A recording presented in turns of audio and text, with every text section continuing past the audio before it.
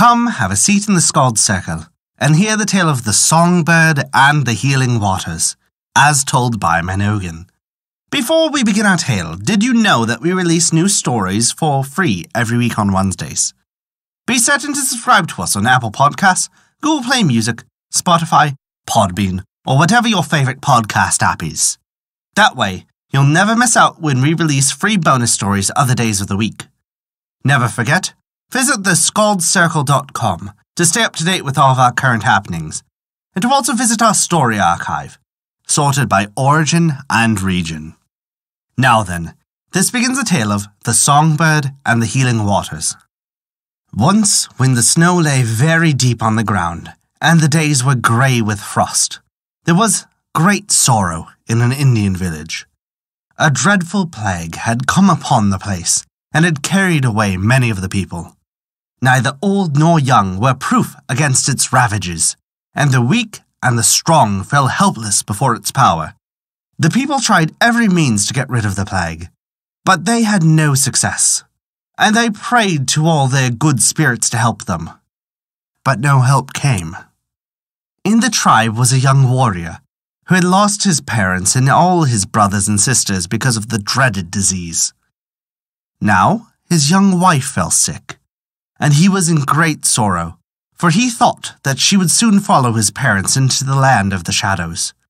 And so he went about in great fear, not knowing when the end would come. One day he met an old woman in the forest. "Why do you look so sorrowful?" she asked him. "I am sad because my young wife is going to die," he answered. "The plague will carry her off, just like the others." But the old woman said, "There is something that will save your wife from death. Far away in the east is a bird of sweet song which dwells close to the healing waters. Go until you find it. It will point you to the spring, the waters of which alone can heal." And the young man said, "I must find the healing waters.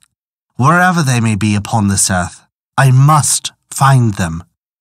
So he went home and said goodbye to his friends, and set out eastward on his quest. All the next day he searched eagerly for the waters, listening always for the bird of the sweet song. But he found nothing. The snow lay deep in the forest, and he moved along with great difficulty. He met a rabbit in his path, and he said, "Tell me, where shall I find the healing spring?" But the rabbit scurried away over the snow and made no answer. Then he asked a bear, but he was met with the same rebuff. Thus for many days and nights he wandered on, crossing rivers and climbing steep hills, but always without success. Then one day he emerged from the snow country and came to a land where the airs were warmer, and where little streams were flowing. Suddenly he came upon the body of a dead man, lying across his path. He stopped, and he buried the body, for he thought that it was not right to leave it lying on the ground for the birds to peck at. That night, as he went along in the moonlight, he met a fox in his path. "Hello," said the fox. "What are you looking for so late at night in the forest?" And he answered, "I am looking for the bird of sweet song, who will show me the way to the healing waters." And the fox said, "I am the spirit of the man you buried yesterday by the forest path. And in return for your kindness to me, I shall do a kindness to you. You have always been good to the animals and the birds, and you have never killed them needlessly, nor when you did not require them for clothing or for food. And you have always been careful of the flowers and the trees, and you have often protected them even from those that would harm them. So now they want to be good to you, and I am going to guide you. But first, you must rest, for you are tired from your long journey." Then the young man lay down to sleep, and the fox stood guard beside him. As he slept, he dreamed, and in his dream he saw his wife pale and thin and worn, and as he looked he heard her singing a song of wonderful melody. Then he heard a waterfall rippling near him, and it said, "Seek me, O warrior, and when you find me, your wife shall live, for I am the healing waters." In the morning, the fox led him but a short distance through the forest, and on the branch of a tree he heard a bird singing a song of wonderful melody, just as he had heard in his dream of the night before. He knew now that this was the bird of the sweet song of which the old woman in the forest had spoken. Then, as he listened, he heard the sound of a waterfall rippling not far away. He searched for it, but he could not find it. The fox said, "You must seek it, you must not despair. It will not come to you unless you search."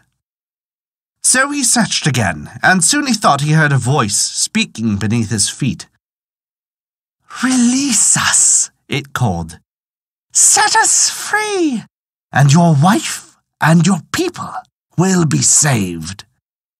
So he seized a sharp stick and dug rapidly into the earth, where he heard the voice. He worked eagerly and quickly, and he had not dug far when the spring gushed forth and boiled upwards, carrying to the world its healing power. And the young man knew that at last he had found the cure for his ills. He plunged into the spring and bathed himself in the water, and all his weariness left him, and he was strong again. Then the young man moulded from the soft earth a large pot. He baked it in the fire until it was quite hard. "Now," said the fox spirit, "I will leave you. Your kindness has been rewarded. You will not need me no more, for you have found the healing waters." And he disappeared as mysteriously as he had come.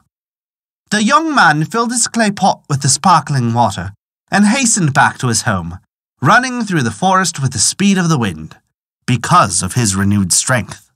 When he reached his village, the people met him with sad faces, for the disease was still raging, and they told him that his young wife was about to pass to the land of the shadows. But he hurried to his home, and he forced some of the healing waters between his wife's parched lips, and bathed her hands and her brow until she fell into a deep slumber. He watched by her side until she awoke, and when sleep left her, she was well again. Then, with his healing waters, he cured all of the people in the village, and the cruel plague left them, and there was no more sickness in the land. And since that time, no plague has spread among his tribe. In this way, the mineral springs, the places of healing waters, came upon the earth, bearing health and happiness wherever they rise, and accompanied always by the song of birds. And that is the tale of the Songbird and the healing waters. Thank you for listening to our story. If you enjoyed it, please take a look at our Patreon page to learn how you can earn great rewards while also supporting us. We appreciate even the smallest of contributions, as they allow us to continue to release new stories every week for free on Wednesdays, and also provide you with bonus stories for your listening pleasure. Visit us at thescaldcircle.com to view our story archive, sorted by origin and region, and to stay up to date with all of our current developments. A special thank you to Kat for their support this month. It means the world to us. Once again, thank you for listening to our story.